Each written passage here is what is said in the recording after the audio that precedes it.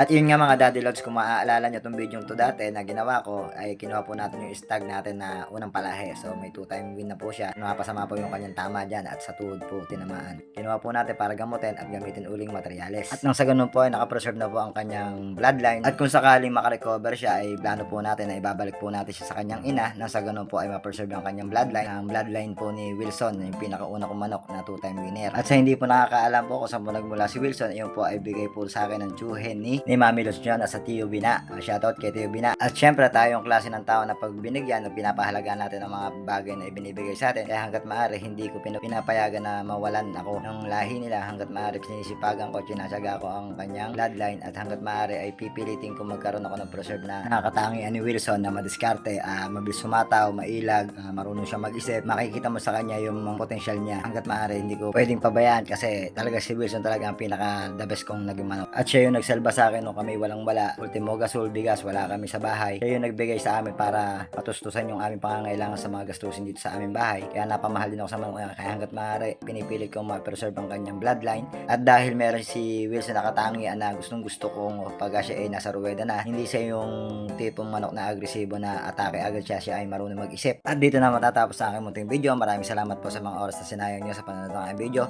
Ako ang inyong Daddy Lods. Focus lang sa goal. Peace out.